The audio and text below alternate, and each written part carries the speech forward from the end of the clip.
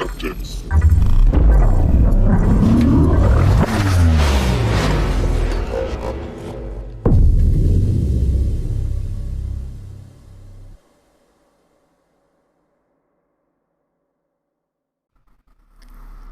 Hey guys, how you doing? This is Bobby Davis from the Tech Capital World in Kernersville, North Carolina. Thanks for watching wherever you may be and wherever you are.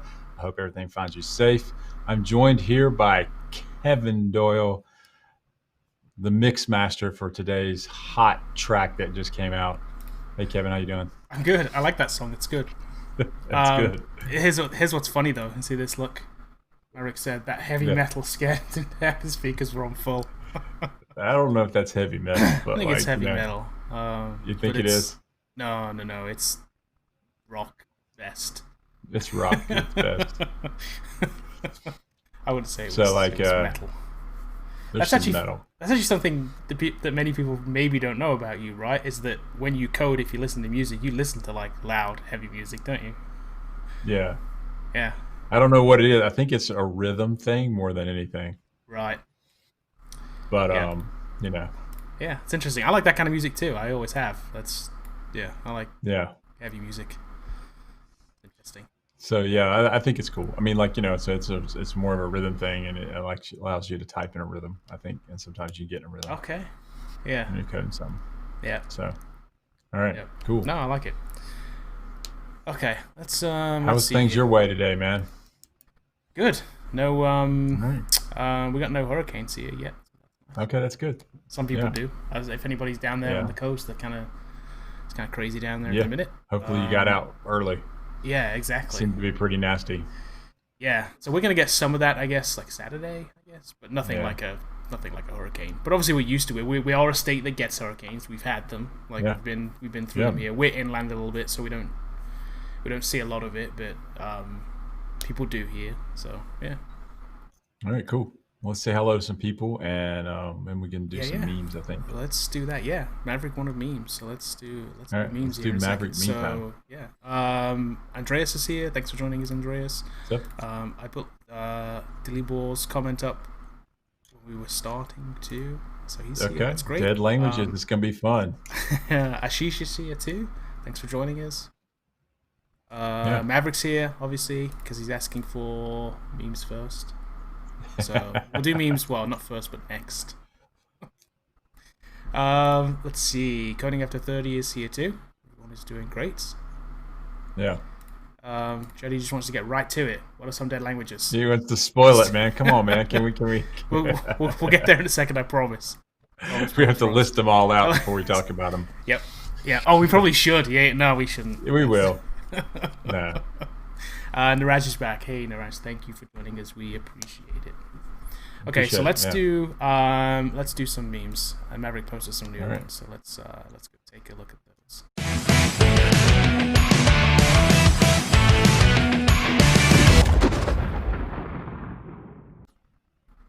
I haven't seen these yet, so like this will be a surprise to me. I haven't looked. Okay, Discord cool. So yet. I picked a couple. We posted I think 4 or 5, and I picked a couple that I liked. So I like this one. Any stronger face or anything? Erase can start. You load this gun. I thought that was good. I thought that was pretty good. That is a good one, Maverick. I like that one. I don't know where you find these, but that one was particularly good. And then I really like smile though. That's kind of crazy. This one was good too. So don't worry, Nick. It's all according to God's plan. And then God's plan is create the universe. Number 1, number 2, add $250 to next project. That was good too. I think these are very, very funny. Right. Yeah. Yeah. So it's that was funny. funny. I should make one of these. This is a good one. There's a lot you can do with that one. Yeah. I like Don't it. worry, Nick. So. Don't worry, Nick. It's okay. So yeah. So those are our memes for today. Thank you, Maverick. We appreciate it. Cool. Let me look here. Oh look, a little, one of those. What do you call that? Is it an ASCII? Hey, you thing? connected with me on LinkedIn the other day, so. Oh yeah, me too. Actually, yeah. No, you say that. Yeah. No, I like these little ASCII art things. Is that what that's called? I guess. Yeah. So yeah, that's cool. Let's see. We've got some other people here too that have just joined. Stefan's here. Feren's here. does he say? Your yesterday's session was so cool. It's a pain to wait for the stream again, and now it's the moment. Well, thanks for joining us, and we appreciate it. Thanks, man. Thanks a lot. Okay. So, as always, if you want to ask us a question, you can super chat us, though we may monologue a little bit, but if you want a question answered, super chat will be the guaranteed way to get an answer today. Because I think we got a little bit of ground to cover. Yep. Instead of just listing them off and like turning off the camera, we're actually going to talk about like which we could do. Let's just list them off and leave. Let's go. Make our opinion, like the hot take, like a tweet. Right. And then we're done. That's it. That's all we're gonna do. Right. We do have some reasons behind kind of why we have this list. So I'm gonna preface this by saying, I called this video "Dead Languages." So this is maybe a little premature. I was gonna call it "Dying Languages," but we think these are almost dead. So it's more provocative to be dead versus dying. That's what I'm saying. So and then also type dead to me. Talk to the hand. Well, there you go. So I think, but there's some really valid reasons I think that we've pushed on these, and there's some other ones that are like I was walking around the office here, and someone said, "Are you going to mention?" And they language, and I'm like, well, no, that one's already dead. Like that one's like we know that's dead. Like so I mean, like no one's funny. Using that. I mean, like, that's funny. What kind of list is that? So So first one, most controversial, JavaScript. It's dead. Just okay, no, we're not gonna. That's the clickbait title right there. That's the one that gets the viewers in, right? It is. It is, but no. Not true. We're not saying that. But there have been videos on that. You could literally look up videos on that. There's been many over time. JavaScript's dead. Yeah. And I think what's really motivating us, let's just talk about our motivation here, because I got a couple of comments on the YouTube channel on one of our videos a couple of days ago. Okay, I'm going to say from somebody who I ended up having to ban, unfortunately. But you banned him, blocked him, removed him from the universe. I don't know. He was using a lot of terrible words. So he had an opinion, but voiced it in a very non-PC way. And so like he was going through this rant. Like I think he took issue when I said the computer revolution started in the 90s. Yeah.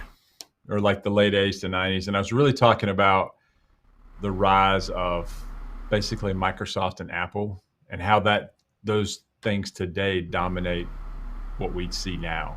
Right. And so he took it all the way back to like I think the 70s, like I don't know. I think it wasn't quite punch card level, but it wasn't far. Yeah. So he didn't go back to punch cards, which he should have. I mean, like he really should have. Like like that's where we're gonna go.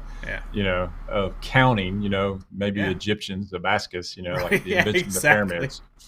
But like he took it back as far as like the Amiga, I think, was the Amiga. Like like Amiga was the kind of the pinnacle of computing at the time, and that's where it started. Yeah. So my point is about all this, when we talk about when we fast forward all the way to 2020, when we talk about these things, what we're doing is trying to look into the future and what are people going to be doing? Because most people that come to this channel say, hey, I need to learn how to code. I need to learn how to do something. So I'm going to recommend things that I think people are going to be doing in the future, which I think are pretty safe bets. You can see kind of the writing on the wall for a lot of these, So does that mean that any of these languages are dead right now today? No, it doesn't mean that the first one on our list that we'll talk about that's going to be very controversial doesn't mean it's dead. Doesn't mean no one's using it. Doesn't mean you can't get a job with it. It just means do you want to base your career, if you're starting out today, spending a large amounts of time learning to do this? And my answer is no. Right. And so we have Maverick already talking about Cobol rising from the grave because of COVID. I think that's what he's talking about. There we go. I don't think Cobol has risen from the grave. So this actually is our first one on our list. Yeah. And so so here's the thing. I went to college in the late 80s. I learned Cobol in college. When I graduated college and took my first programming job was in the early 90s, I never did Cobol professionally. And that just tells you the amount of jobs out there weren't in Cobol. But I've worked at all the major banks, and every one of them are running COBOL inside the bank. When you look at one of the articles when we had mass unemployment, when we shut the country down in March, the employment systems collapsed, and they needed COBOL people to kind of fix these things. And so I think that's where Maverick's going to make a comeback.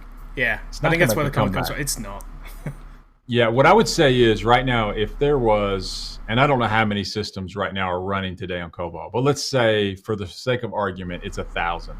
Okay, it's probably way more than that, Kevin. But let's say, just to give us a number, how many new systems were built between March and now? And I guarantee you that number is way more than 0. Oh no, we didn't build any new ones. We didn't. No one's like, I got this startup idea and I'm gonna crank it out in COBOL. It's just not happening. It's just. I guarantee you there were more systems built in any other language you can pick than probably even currently exist in COBOL. That's how much of a change it is. More stuff's been written in newer stuff, period, that even exists in COBOL. Now, but you're right. It's banking, it's government things, which is why it's dead/dying, but will probably never actually die. It probably never actually die. So I can imagine that there's millions by millions of lines of code at Wells Fargo or where I was at, Wachovia. What used to be called Wachovia. Yep. Then it was First Union. Then I was Wells Fargo. Right. They're always going to have probably COBOL. Now, will there be someone that comes in that says we can't find anyone to do COBOL anymore, so we're forced to do a rewrite? That's possible. Yeah. But if you're learning the code right now, that's not the language you go to. And I was at a college around here that they're teaching COBOL still at college, and I don't understand why. Right. This is basically the changeover isn't on the company to go out and the company and say, we run COBOL, therefore you must learn COBOL. I think it's on the companies to say, we have to change COBOL because all of the programmers are learning something different, and there are better ways to do it. Right. I think you've heard me say this a lot. You can ride a horse to work, but we choose to drive cars. Right. You're gonna choose the best tool. Still for work, the job. Man. Yeah. It still works. I mean, but we don't do that, man. We're not shoeing a horse up, like tonight, and then we're just not doing it. So COBOL is the first one, but that's not even in our top 5. We think that's the obvious one. Right. That that's not what you should be spending your time learning. You'll actually hear counter arguments to this sometimes too. You'll hear somebody say, "Well, I saw a job post for a COBOL developer, and it was like $300,000." Because there's 10 dudes at that level who can do it, and they have to pay for that. Right. Because that bank still uses it on whatever level. But I guarantee that's not the majority of their developer jobs even at those banks. No. Still using other technologies that are past COBOL. Yeah. And so even when I was at Wells, we were writing things on top of COBOL, on top of DB2, using something called MSQ that gave us messages from the COBOL systems. And then we'd take those messages and turn those into systems via the web or desktop or whatever we were doing at the time. And this was a few years back now too, right? So I would say that was several years ago, probably. More than a decade, somewhere in that range. Right? Yeah, but we were using .NET. Right. And then just throw John Katz up there. I see that. Yeah. I was just gonna do that thing. Yeah. Yeah, just throw it up there. Yep. Yeah. State of Illinois uses COBOL for the unemployment system. I think a lot of states too. Every state has a COBOL unemployment system. It's probably the same system. Yeah. I worked on the court record system that's in COBOL, and we wrote something on top of that is way faster and way better, and we're reading things off the COBOL system. So it's still green screen, Right, it's dummy terminal style. Yeah. Yeah. But that doesn't mean you should learn COBOL right now, man. I'm just telling you right now, that's not where we need to be focused on. So my job is to tell you, what are the things that I can be most relevant in the environment today. Right. And so there's certain languages out there that's not going to make you as relevant if you learn something else. So. Yeah. So COBOL's kind of an interesting one on our list. That's why we kind of put it first, because even though we say dead, dying, probably never will, but you also definitely shouldn't put all your eggs in that basket. Nah, that's going to be on the state of Illinois to rewrite their system. Yeah, and they tell you. And they'll wait until there's absolutely no one left, and they'll just have to gather requirements and start over. When Chuck retires, because he's already 70. Yeah. You know, Or died. Exactly. So, And then he's the last dude left. Like, now you're going to be forced to do it. Yeah, and The so other 10 guys are already then they can employed adopt over C it. sharp. Exactly, because the other guys are already employed over at Right. the banks or whatever, So Right. yeah. So let's talk about what we feel like is the most controversial one. Now I know that we're probably going to get line counts. How many? You know how many lines of Cobol there are in existence right now? We'll get all these stats from Get Off My Lawn guy. And it's fine, and we'll ban you and that kind of stuff because you'll call me an idiot. But here's the one I think that a lot of people aren't going to like. Yeah. Well, maybe not. Some people in here. So, okay. Maybe not. So here you go. Coding after 30. When I started learning to code, Ruby was the most popular language. And Maverick says Ruby is already on the verge of death. It is. And this is our number 2. Yeah, it's number 2. So like Ruby. And so like when we started Coder Foundry back in 2014, and this was, a century ago, it seems like, but it was a long time ago when we started 2014. And we were one of the first boot camps on the East Coast. But we picked .NET, and at that time, every single boot camp was a Ruby boot camp because Hack Reactor started in San Francisco. They based theirs on Ruby. People graduate Hack Reactor, and the boot camp movement started, and they all just copied what they did at boot camps, and they were all in Ruby. We picked .NET because we felt like at the time of 2014, even in 2014, man, like, why are you learning Ruby? Like, what are you doing? So like, it's just on the verge of death, and so like. The number of new projects that are built in Ruby will go down if you chart them on a chart, and the number of currently active projects that aren't being converted to another platform will also go down.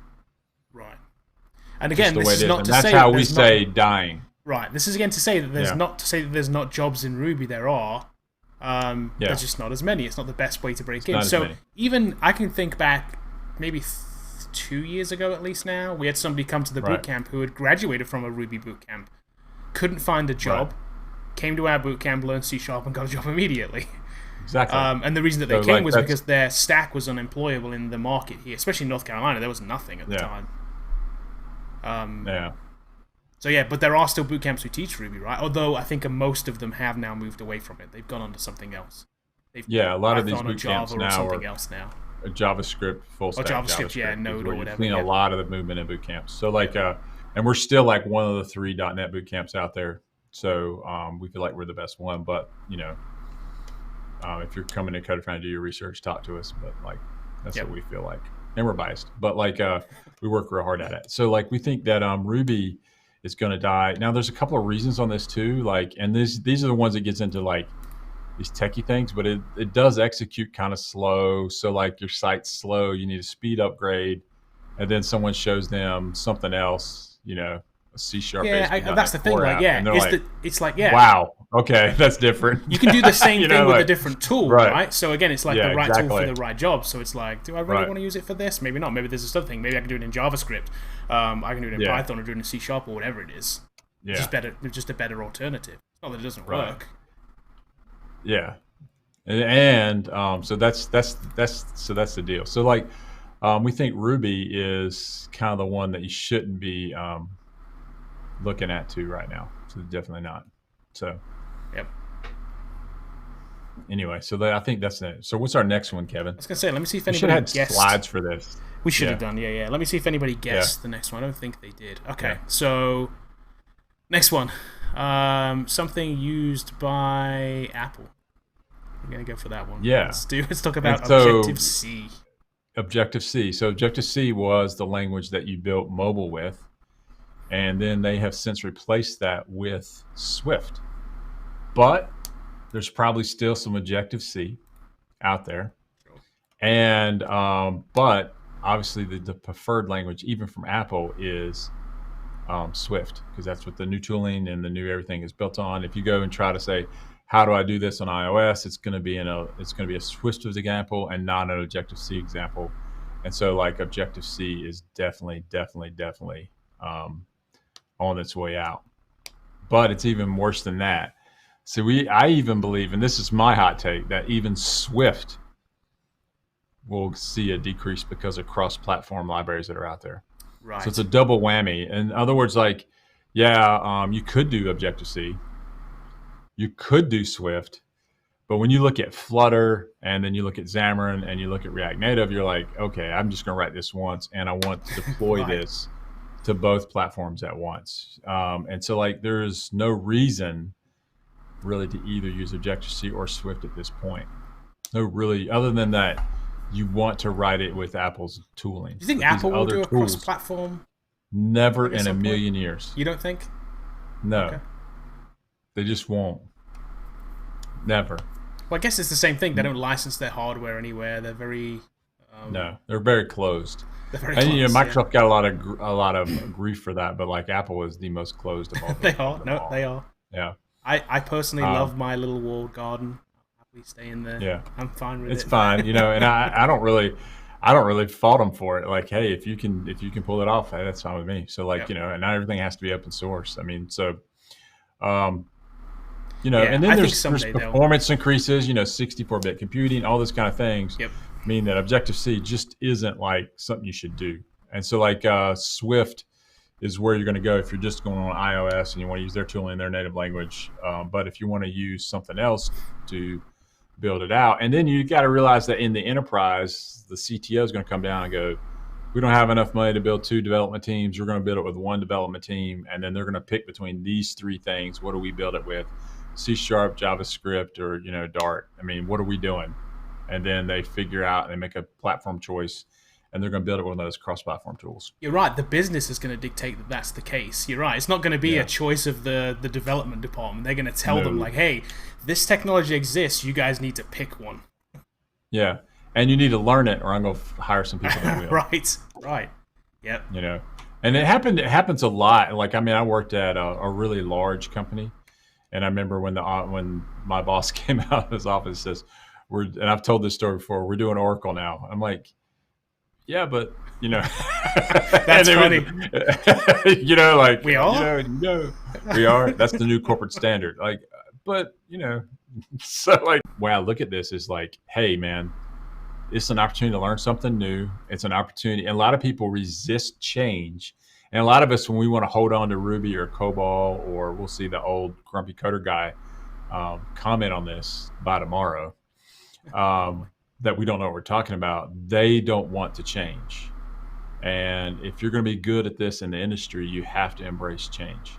Yep. So when Microsoft came out at, it wasn't Build, it was TechEd, I think, came out, and they said Silverlight is dead. Yeah, I was mad for like one day, but then I'm calling customers like, we need to react that site. Yeah. Yeah. And so I'm looking at like the opportunity that change gives you, the opportunity for you to like rebuild something, redo something, more consulting work, more projects. So you want to be working on the languages that are forward thinking in the future and not holding on to the thing that you know how to do. And I think that's the best advice I can give. A lot of the old guys out there just learn something new. I remember I had a guy here that worked at Cortex, and he told me one time, he goes, I just don't embrace web technologies. I'm like, you're like, what we do here, right? So, I don't think it's a fad. I think that internet thing might catch on. It's like, and so, he didn't work here very long because he just wasn't willing to learn what HTML, CSS, and JavaScript had to offer. And we were working on a major website, and he just wanted to do back end. And it's like, you're not very useful. Yeah. So anyway, I think that's our take on Ruby. Okay, so here's 2 that aren't on the list. Objective-C. Here we go. What do you think of R and Python? I'll tell you now, these aren't on our list. But they're not on our list. I think Python will beat out R in data science realm. And I think right now, if I'm going to do data science, I'm absolutely learning Python. Which is kind of weird too, because this is a new sort of thing. I remember a couple of years back, somebody would have said Python. You would have been like, "Yeah, the kiddie language, like the language, the easiest to learn language." Yeah, but they wrote all of these libraries on top of Python that work really well in the data science arena. Yep. And that's why you should learn it. But I can tell you that, and I say this all the time, that Microsoft and C# is coming for that Python's lunch. I mean, they're coming for that lunch. And so they write C# binders on top of all these libraries. They're trying to make this thing. But right now, I'm not saying Python's dead yet. I would say right now, that's the one you want to know. Now I know R is big. If you're taking data science in college, they're teaching you R a lot of times. But Python seems to be the one that's winning that arena right now. And you got to look at like what's winning the arena, not like not what's cool, not what's trendy, not what you like, not what your developer friend says is cool. Right. Because that'll be a different. And so, like it's a different thing. Yeah. Here we go. Here's an interesting comment. Sadat, do you think that web development has a future, or is it dying? I don't know why everyone says that. I don't know why everyone, but I guess some people say web dev has no future, and they say I'm wasting my time. So like, what's the alternative? I don't understand. Yeah, how are we going to build applications? Because like what they're saying is no one's going to build a web app. That's just not true at all. Now, are there different screen shifts coming? Yeah. If someone said, don't waste your time and learn web dev, learn AR, I'd say we're a little bit premature on that. But I think that's where it could go. Definitely voice is another screen that's coming down the pipe. But we're nowhere close to voice being the predominant way that you interact with computing information.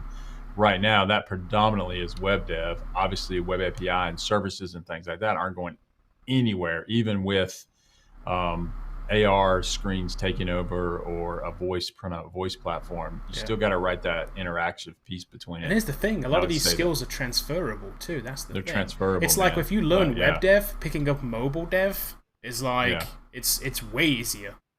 Yeah. So I don't think there's no way. Connected systems are here to stay, and they're going to get more and more connected. So the underlying protocols around that right now is HTTP. So like that's web dev. So that's kind of where it is. Yeah. Yep. So he said that he went into mobile. I think that was Maverick saying that's why I went into mobile. Went to mobile instead of So here's my take on mobile. And I think there's no way, shape, or form that we're getting rid of these devices. These are going to be around for the foreseeable future. Yes, eyeglass could come out and change everything, but you're still going to. I think the eyeglass, when it does come out, will be connected to this piece of silicon that's in here. I totally agree. And it'll be wirelessly connected to these. Yep. This will be your screen. This is your computer. Yep. And ultimately, those same technologies in terms of like how you present data to it or whatever you do on it, it's going to be similar, close enough anyway. So the thing that could kill mobile is like, how do we deploy apps to mobile? Do they have to run natively? Can PWAs overtake native mobile apps?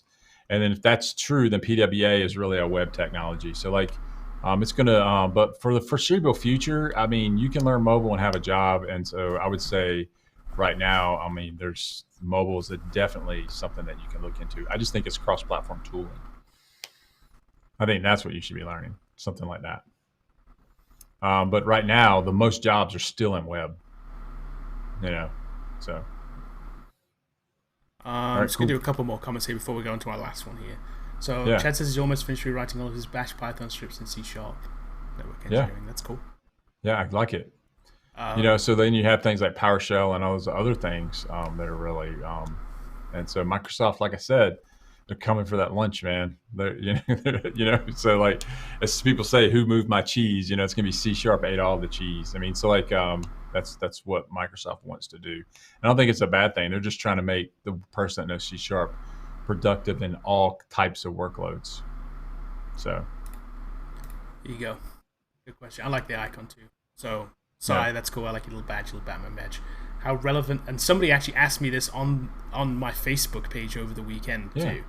How relevant is it to learn HTML now? Now I'll tell you, the person that asked me, they learnt it back in like late 90s, early 2000s, and they were like, "Man, obviously, why? I know this, but like it's useless, right?" That was their attitude towards it. Built on HTML. Yeah, and that's exactly my response to them. I was like, no. This is still a thing. It may have evolved a little bit, but trust me, if you know the basics, you can pick it up. Like this is 100% still a relevant thing. Yeah. And we have a video coming out, what, Friday? About this? Friday. It talks about this. It's kind it of talks funny. exactly about this. Is that Friday or is that Tuesday? I forget which one it is. We have a video in the pipes literally talking about this exact topic. Yeah. HTML. Yeah. So, yes, it is still relevant. You should learn it right now. It's the first part of your stack. It's the first part of your journey into web dev, and you need it. You can't. Yeah. So HTML right now is the markup for building web pages. That is the markup. So there's no other relevant markup for building web pages. Period. Like you can say that we could use XAML to build markup, but it's not relevant in the way HTML is. Right. And so I can't think of another markup that's anywhere close. I mean, HTML is nearly universal on the web. So. And I think just if you're talking about just like pure HTML too, it's kind of a shallow learning curve too, really. Yeah, it is. It's to it's get like 100 tags in HTML. Exactly. And you'll start to remember like 20 of them, and then the rest you'll Google, right? So it's like it's a fairly shallow learning curve. It can only do so much. And we can say 99 because I don't think we really use the marquee tag. So, Hold on, is blink still a thing? Can we blink stuff? I think it's still a thing. We could try it. That's funny. So maybe there's 100, but maybe there's only like 50 you should actually use. Yeah, exactly. And 20 of which you'll use all the time, and that's about it. Kill off a couple of these tags, Exactly. Exactly. Okay, so a couple more questions again before we go on to our last thing. Wakas is asking, not a language, but is object-oriented paradigm going away? I think that's for another discussion. I don't think so, but like I would have to see kind of what the alternative is. Because we're not going back to like procedural, right? No, C# object-oriented language is here to stay, in my opinion. Java, C#. And so like when you look at like JavaScript, I get it. It's really not object-oriented, but like there's so much advantages to inheritance and things like that it's good. It's complicated, but it's good. Here you go, look. This is the table tag for styling. The table tag for layout. That's what we used to do, man. Yeah, I get it. I remember having the table for layout and then using to like moving to doing it in CSS with floats, and it's like, man, it's so complicated. It just doesn't make any sense. There's no logic behind it. Like it's nuts. But yes, having semantic HTML accessibility in mind is a thing. But if you need rows of data, tables still work. Yeah, tables, it is weird because tables got like this weird bad rap. Like, you should never use a table. It's like, hold on, no. You should never use a table for layout. A table still has a place. Still presenting data in a table is still a valid like use case. Yeah, that's what you should use it for. Yeah. So, you show a row of data, 100 rows of data, lay it out in a table. Yeah. Columns. It's just that somebody at some point realized that you could use that and put extra things in it and make it look like a layout. Yeah. You basically hide the table, stick stuff in the columns and rows, and then there you go. There's your layout. But no, it's bad. It's bad. Yeah. Okay. All right. Cool. You want to jump onto our last one here? Oh, we got a couple more, don't we? Do we? Yeah. I've only got one more written down. Okay. Well, we got the Microsoft one. We'll leave that for last. But Perl, obviously. That's the one I was going to talk Perl. about. Oh, Perl. Is that the other one? Oh, I didn't have that one down there. Yeah, so Perl is dead. So I don't know anything about Perl. Yeah, so it was the original, the OG, the original gangster. It's like the original. And so I think that is. Is this around the same time as Basic then, or is this like 2000? Okay. So, yeah. So this is after Basic then. This is more Visual Basic alternative or something like that. Okay. So it's just not going to be something that you need to look at right now. And so then Perl in favor of Python, obviously, and Python ate its lunch. So the original scripting language. I don't think I've ever seen a Perl job. Maybe there are, but it's not something I've looked at even. It's not big. It's not huge, and so like it's really probably this isn't even like a dead language or anything by any stretch, or like controversial by any stretch. I'm looking now. I just looked on Indeed real quick for like Perl developer, Yeah. and a lot of them come up with like C#, C++ developer, front end developer. They're not really Perl developers. It's not.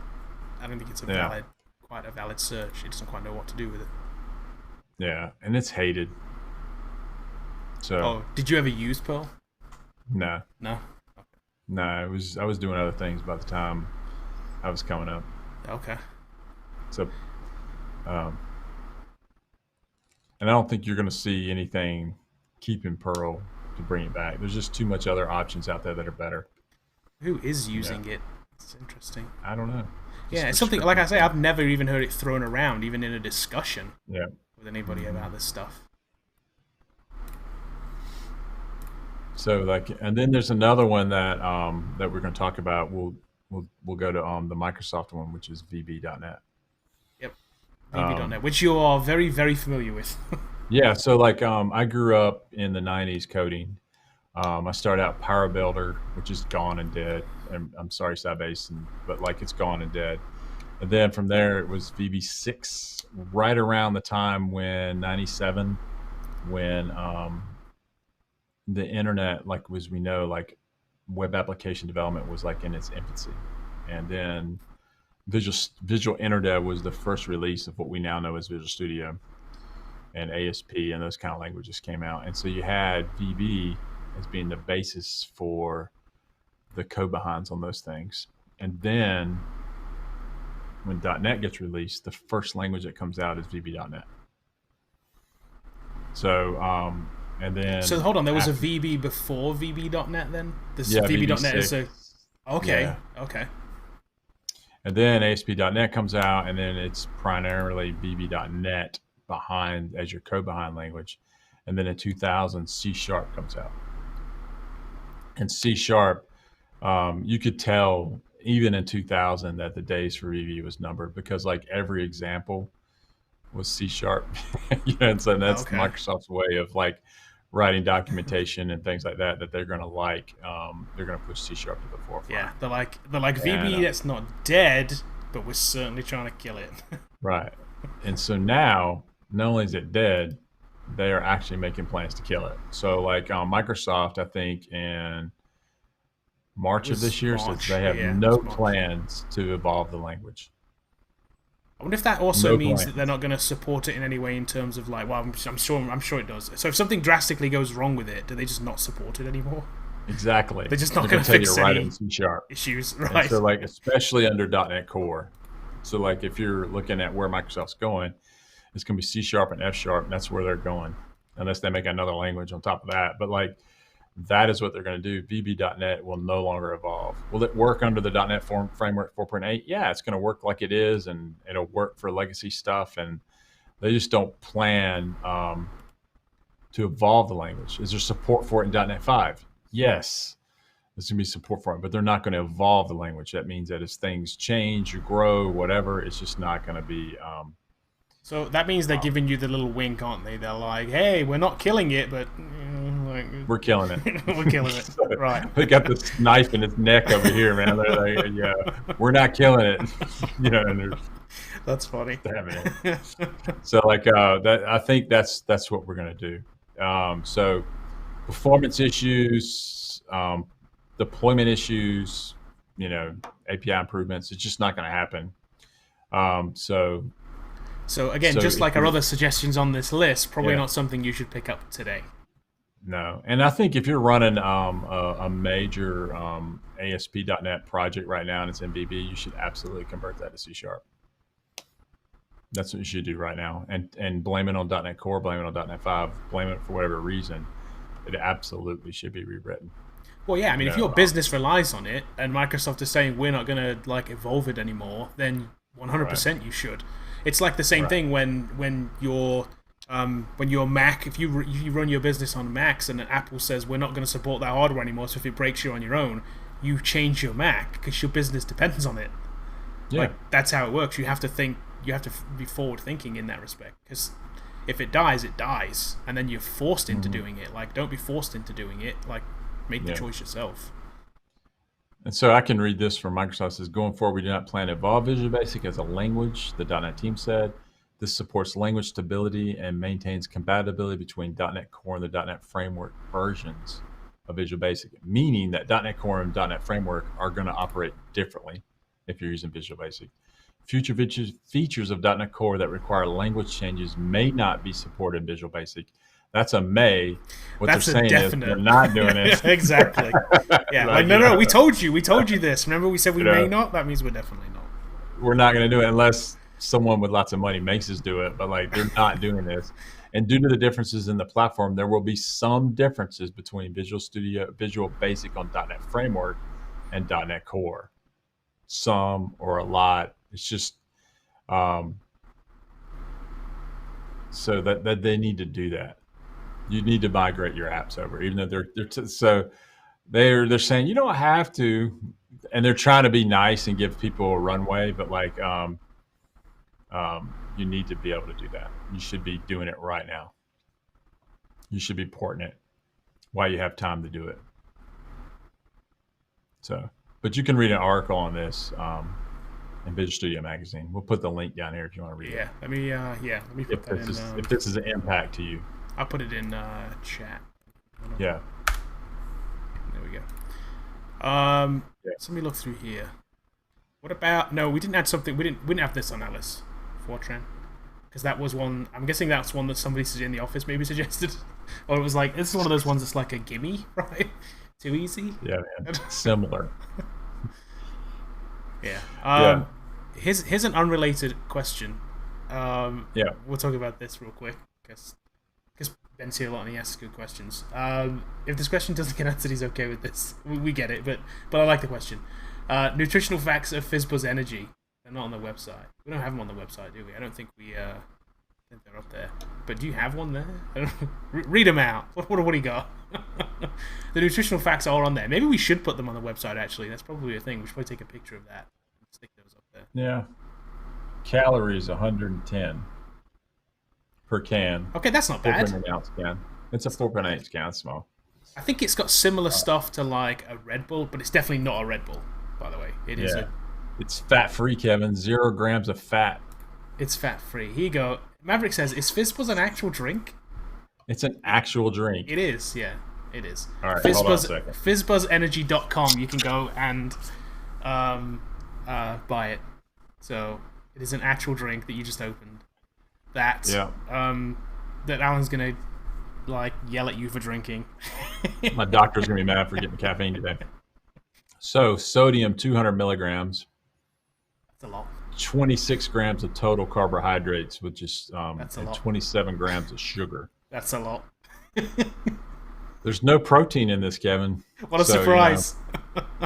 No Alan is literally going to yell at you later. He's going to watch this and then say bad things. It's 250% of your vitamin B6 and 80% of your B12. So, it's got your Bs in there. And caffeine. It doesn't say how much caffeine. So it's a health drink. It's practically a health drink. Brian wants to know: do we ship Fizz Buzz worldwide? No, no, we don't. We do not. There'd be a price, but we don't. But you would not want to pay that price. It's heavy. It's heavy just to ship in the US. It costs us like $20 to ship a thing like domestically. Yeah, anywhere in the US is $20 for a 4-pack. It's got. I don't know. It is good though. I will say this: it does taste good. I've never had one. I'm not an energy drink guy. I don't like energy drinks, so for me, it's like I've literally never drank one. But people in the office that have, Natasha's had them, Haley's had them. Like they like it. Yeah, it tastes better than. I think it tastes better than Red Bull. Yeah, it's definitely not the same ingredients as a Red Bull. No, you can smell it's different. But it's a small Red Bull type can. So if you want a Fizz Buzz Energy, pick up a 4-pack today. Red Bull Energy, when you need to hit that deadline. There you go. There you go. Damien still has this on his desk. It is desk art. I mean, it is desk art. And that's the reason. That's kind of one of the reasons that we made it too, by the way. So we did make it in house, like in terms of like we did brand and everything in house. Obviously, a drinks manufacturer actually made the drink, and we ordered the drink. Yeah, but I made this logo. If you're impressed, you're welcome. If you're not, Kevin made it. Nah, That's seriously, I funny. made that. Well, it wasn't me. All right, how did we get on Um, energy drinks? I mean, like, how did that I don't know. happen? Somebody asked about Fizz Buzz, so Okay, we're important. This and is it says important energy stuff drinks we're help talking about. keep him going. Yeah, You gotta be careful with them, Danny. Be careful with them. Don't do too many. yeah, Things are lethal. yeah. It's not good for you, No, they're really not. but they taste good. I mean, like, I would say they're not good for you in like drinking 8 of these a day. It's not good Right, for you. right. Um, Um, but if you like energy drinks, I think it's a good one. Not a So, language, but a technology. so Again, that's a not on our that's a list. JavaScript framework. I don't. So with things like Bootstrap dropping jQuery, that could tell you kind of where it's going, but it's going to be up to jQuery to keep their platform relevant. I don't know where this is going. Yeah. Um, there's a lot of JavaScript frameworks that go in and out of favor all the time. Yep. So those things don't bother me. Help me. Don't bother me as much. I think that's you just pick up a different one. And sometimes you got some things in jQuery and Vanilla JS in the same project. Well, I think what's going to happen here is somebody's going to look at the stats for this, right? They're going to say like, "Oh, look, the stats for jQuery dropped off a cliff right here. jQuery died." Yeah, because Bootstrap dropped it. That's why. And Bootstrap's on a lot of sites, so they're going to go from this big user base to this much smaller user base Right. because of Bootstrap. Yeah.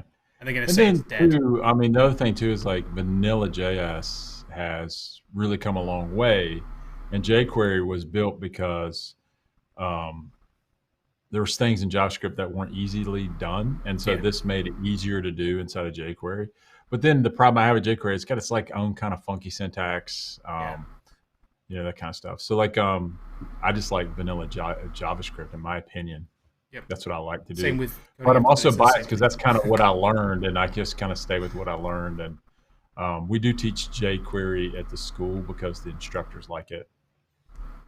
Someone It said still does have a ActionScript. place in say again. Someone said ActionScript. Like Oh yeah, here it's we kind go. of funny. That's the Flash stuff. So Oh yeah, it is. No, I actually know a little bit of that. I remember doing a little bit of action scripts. that's dead. That's something That's completely dead. something that they taught me. You had to. What was the program you had to do that in? It's obviously an Adobe product. Yeah, It was like Flash Dream Builder Killer. or whatever it was called. Or what was it? Yeah. Well, they still have it now. They call it something else. But Yeah, it was called like Flash or whatever it was, like the Flash Builder yeah, thing. And I was like, oh, this is actually kind of cool. And you could animate stuff. And I remember doing a ball bouncing yeah. around a screen. I was like, Tweens. oh, that's cool. You do tweens to make the Yeah, things. exactly. It's Yeah, kind of, tweens. That's it. Tweens. Yeah, yeah, because you took one point and another, and it like tweened between the. Yeah. I remember that. yeah. Yeah, yeah, So yeah. There you go. Adam says he likes strawberry JavaScript. That sounds good. Could actually go for some of that. Maybe that's the next iteration of like JavaScript. Is like they're just gonna go for flavors. They're just gonna yeah, name the flavors like flavors. chocolate JavaScript. Way better than vanilla. That's funny. Let's see. Benny Bench says, "How's about upcoming?" I knew you were going to language ask me when that you think one. about Rust. So Rust isn't on my radar. It's on a lot of people's radar. There's Is a it couple new of these though? out It's not there. new, right? I don't know. I'd have to go look and see how new it is. But I'd say I remember hearing relatively. about it a few years back, so I guess Yeah, so I'd say maybe that's new relatively. in my opinion. Yeah. So performance, supposedly it's blazingly fast. I think it is. What are you building with it? If it depends on what domain you're building your stuff in. So I put Rust and Kotlin and C++ and C and all these in the same type of kind of It's been out for 10 years, realm. so So that's pretty new. So C Sharp's been out since 2000, like 19 years. yeah. This is 2010. So I say So if you're relatively doing new. that, man, and you're into that, like it's kind of cool. It runs in WebAssembly, embedded. It's great for embedded. So that's kind of where you're at. So depends on what you're doing. So if you're doing engineering type projects, desktop, you're doing something embedded, Rust is a fit. If you're just building a website, it's not a fit. Can you build a So website in it? with WebAssembly, Okay. but I think Blazor's a better implementation. So it's just my opinion. I'd rather do it in Blazor than I would in Rust for WebAssembly. So Yeah, I think it's gonna have it hits a niche that it's gonna stay in. It seems to be popular, so but just know that that's the kind of niche that you're in, and that's what you're building. Right. You know, it's not as multi-use as C Sharp is for like all the different workloads. I know there's some Rust guys out there, but it runs circles around it. I totally get it. But like it's not about this isn't really about stats. It's about like you don't know anything. What should you learn today? You should learn something that you can get you a job in multiple places. Can you learn Rust on the side? Could I start doing something over the weekend in Rust because I was doing an embedded app? Yeah, you may find me doing that. I mean, like it may be interesting, but it'd be an academic pursuit, and it's not what I'm basing my livelihood on. Can you make a living with Rust? 100%, yes. You're just doing different types of projects. So, that's all. I think it's cool. I mean, it seems to be well regarded, and it's cool. I haven't used it at all. So I always remember the discussion around the office around somebody talking about Rust. yeah, because I think a few years back it was like it became trendy, and I remember I remember somebody talking about me like, oh, we want to do it in Rust, and being like, no, I think it's just a fad.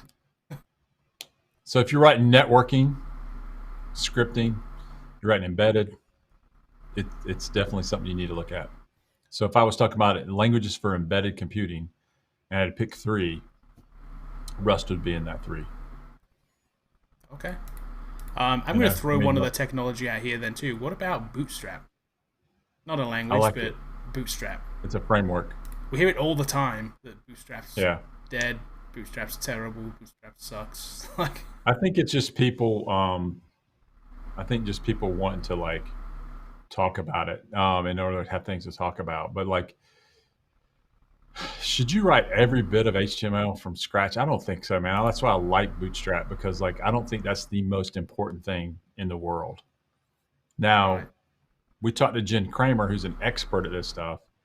She thinks native HTML and all that, and I get that. I totally get like what you're going there and what you're talking about, and you just use the native tools that are built in. Just like I'm like native JavaScript, I wouldn't use a framework. I get that, So like there's that camp, but then there's things like, okay, I need to like quickly grid this up and make sure it's responsive. Bootstrap gets me there really fast because that's not my goal. Right. You don't want to mess around with. Therefore, I always think there's going to be a place for Bootstrap right now, and they're actively working on it. So, like 5's coming out. It's supported by Twitter. It works good. I think the people that say, well, all Bootstrap sites look the same is because the coder themselves isn't very creative. But I mean, like, where are you putting that menu at, Kevin? On the top or the left-hand side? Right. I saw like a student's website, and the menu was on the bottom of the page. You had to scroll down to get to the menu. Man. Like, that's stupid. That's stupid. Like, put that thing at the top where everyone does that. Yeah. Well, yeah, that's why doorknobs are in the same place on every door. There's some things you just shouldn't be breaking. Or you at least have to understand why something works to be able to break the mold. There's a reason things are the way they are. Yeah. In America, we drive on the right side of the road. You just can't suddenly say you're from the UK, Bobby, I'm riding on the left side, because that's what we do. Like, well, no, you have to like. There's a reason why we do these things, like. And then if I went to London, I can't just like, I'm just going on the left side. Don't worry about it. Don't worry, you can't actually drive in London. It's all pedestrianised, so don't worry about it. Really? You can't drive a car? You can, but you're going to pay a congestion charge. That's what you're going to pay. Oh, wow. Okay, yeah. Oh, yeah. You're like taxed. You're literally taxed by the day to drive in London. It's nuts. It's crazy. And they'll give you a ticket if you don't prepay it, too.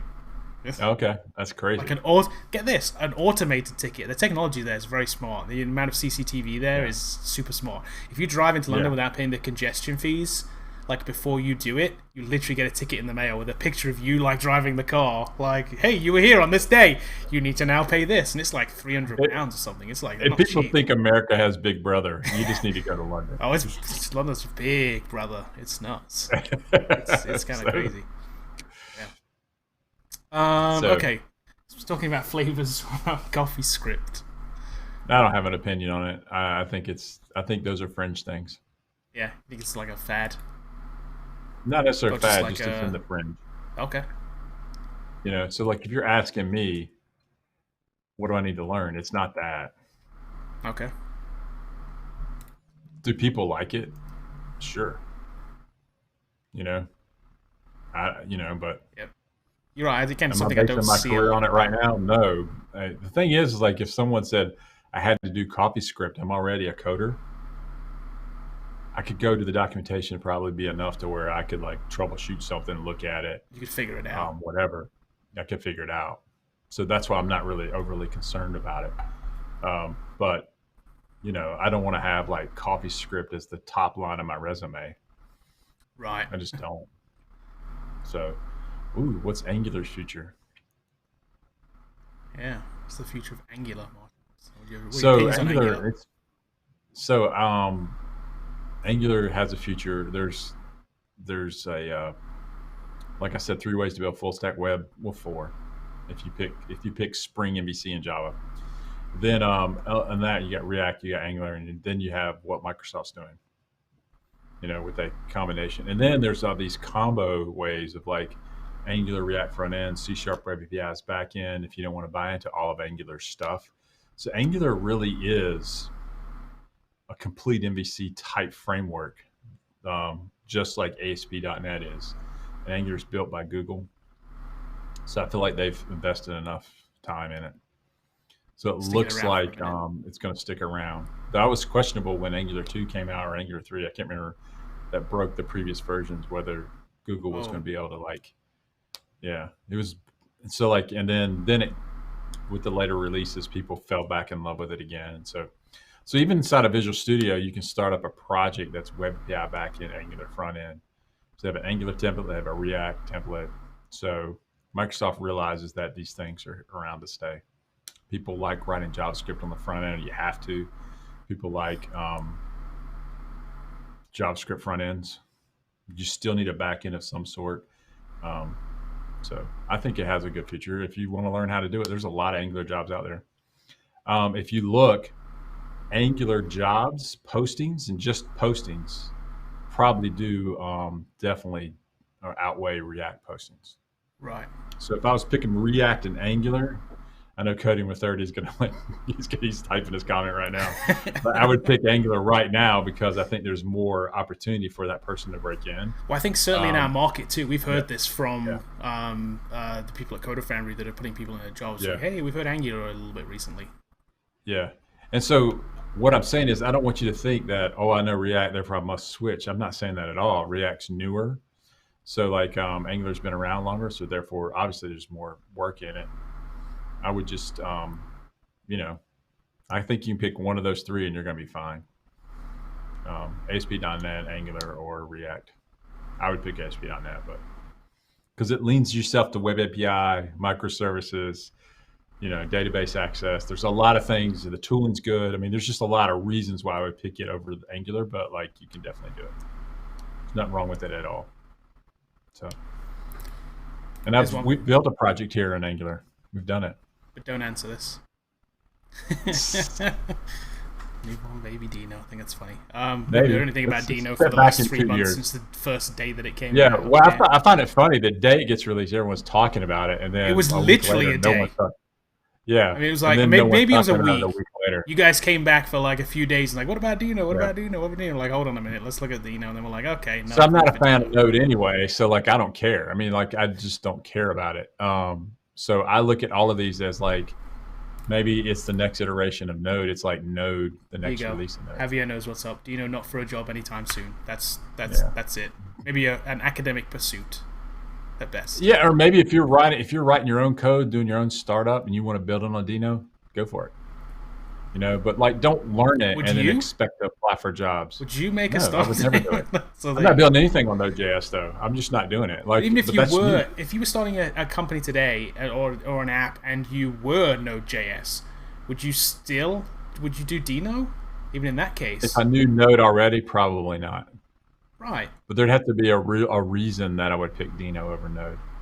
If there was some kind of reason, and we talked to the devs, and we're like, okay, we need this, and this is what we know we're going to run into this, and Node and Dino fixes these things, then Okay.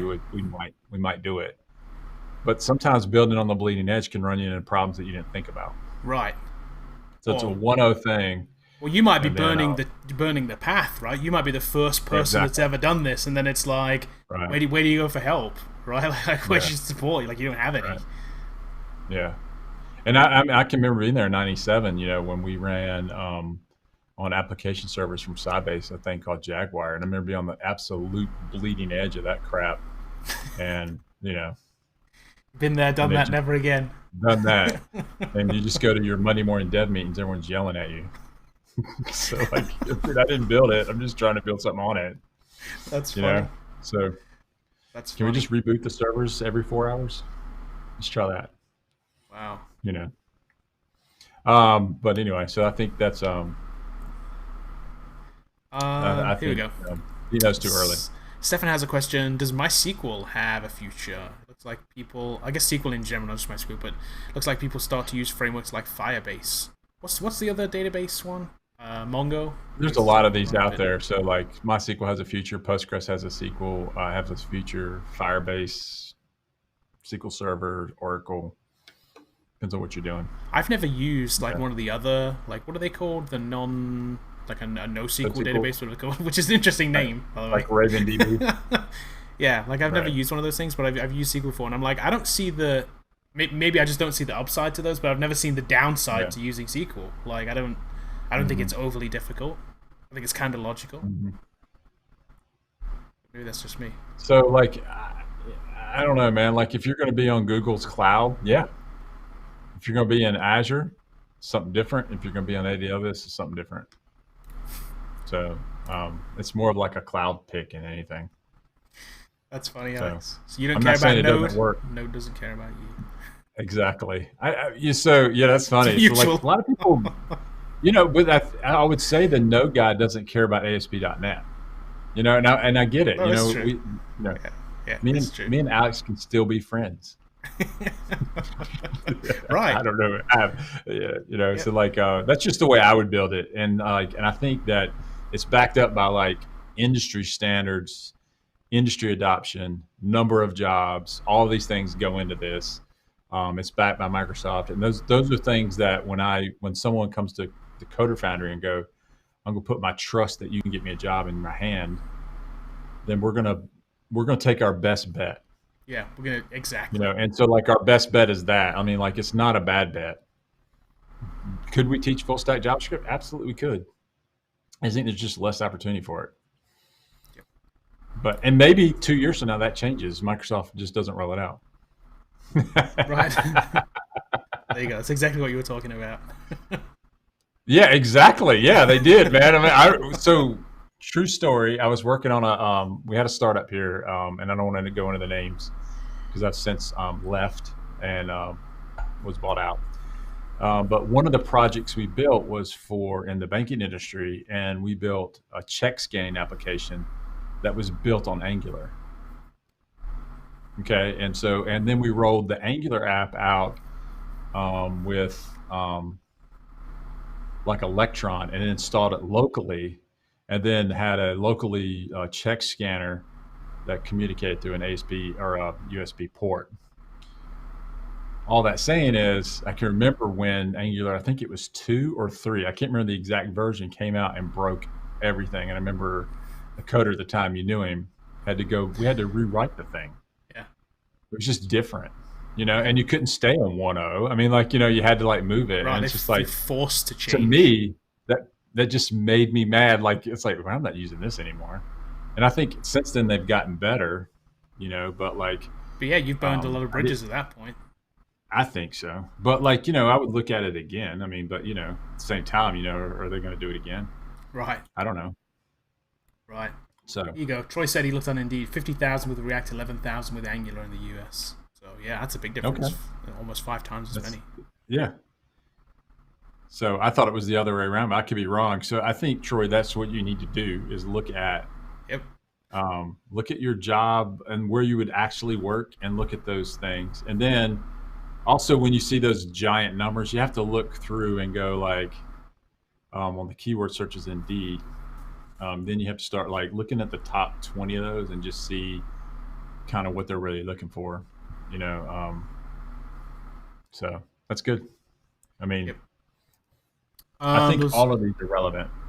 one more question here that I 11,000 is liked. good. I mean, I mean, like if you're saying I Yeah. like Angular, that's Yeah.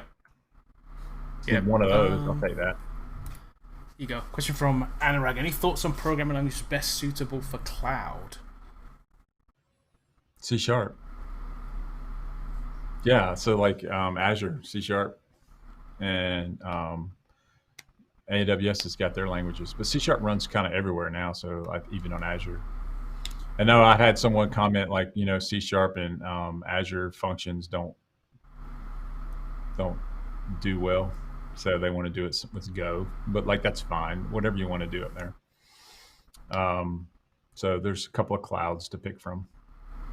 But if you're looking at the Azure cloud, definitely C sharp would be the first class citizen there. If you're looking at AWS, just look at how they're doing it. But most of them have, Yeah, like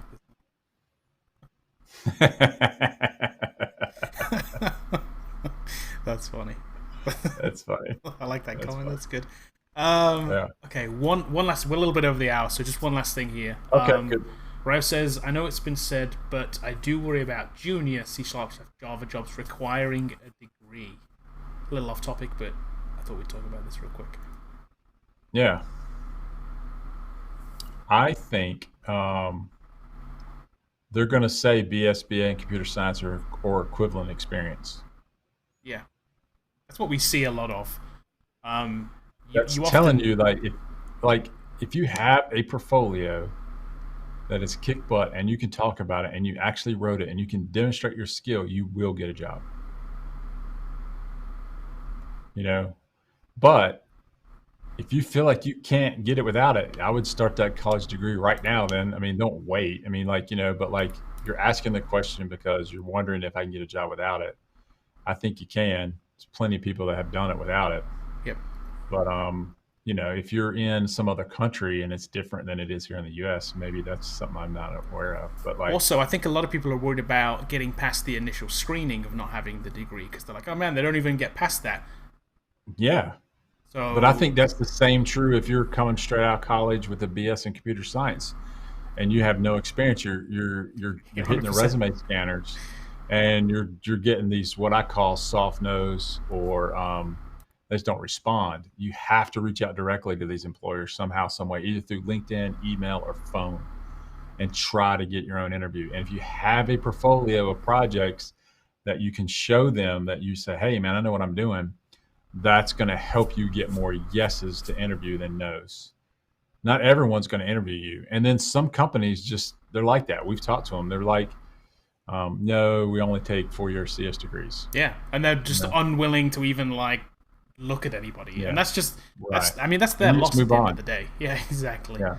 Exactly. So here's a comment from somebody who knows exactly this to be true. Right, and I think that's true too. And I know Damien's background. Damien came here for co-founder, man, and he's working. Yep. I'm pretty sure Damien doesn't have a CS degree. Yeah. He doesn't. He's got a Coder Foundry. He came to Coder Foundry. But he's got a pretty sweet job. Well. He's got a sweet gig. And I think that's really important to understand. Like a lot of these are gatekeepers, man. Like HR writes these things. You understand sometimes these job requirements are just pushed out and Yep. And if you get to the decision maker, show them portfolio. Yeah. It's an exact example of that. So Adam was saying, saw a job the other day, he wanted a BA in science, 5 years experience, C+ and Java, and it was listed as a junior C# developer. We were talking about this yesterday, right? So they're not getting any candidate. You're not a junior, man. They can't pay you 40 grand and have somebody with that experience. They're never going to get anybody for that job. Yeah. And they don't even want the language that the title's for. It's kind of funny. But we've totally seen that too, Adam. Don't let that. That means you should apply anyway, man. You should apply anyway, exactly. and then give them the 5 reasons why you should work there. Well, you're just looking for someone that you can train up in C#, already knows C#. So I think that's relevant. Yep. Okay, we're a little bit after, so let's call this a day. I'm having a burrito for lunch. I don't know about you. A burrito, steak and eggs. Steak and eggs, it is. Yeah, I drank my Fizz Buzz, so I only got a couple swigs in. I'm gonna throw this out because Alan's gonna yell at you. It's my heart rate, it's got to. Stay low. That's good though. You have self control. I like that. You don't have to finish it. Yeah. It's got. That's Yeah, awesome. I don't want to be in the. My trainer, Alan. He's just gonna make you do more squats or something until it is. Yeah. Unless he just doesn't see this, and then you'll be fine. All right, cool. All right, guys. Good luck. Keep coding. We will see you. What day are we coming back? Monday. We'll not be here on Monday. Yeah. So Wednesday. I'm out of town on Monday.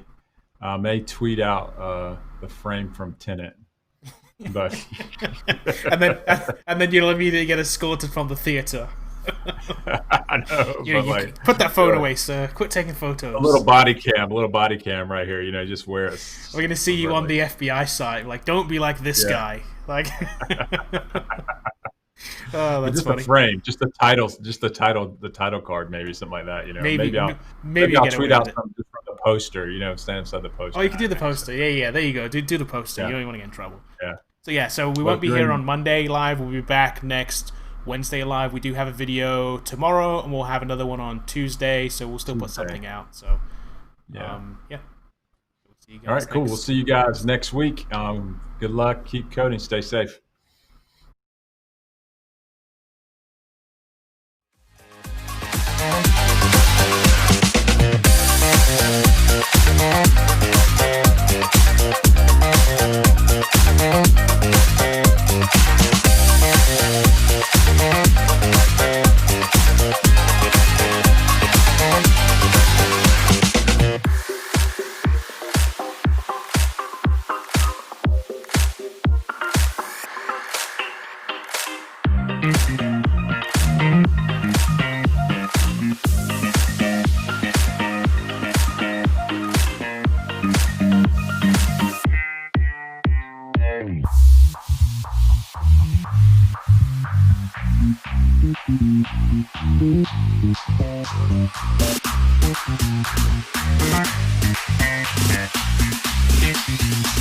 Yeah.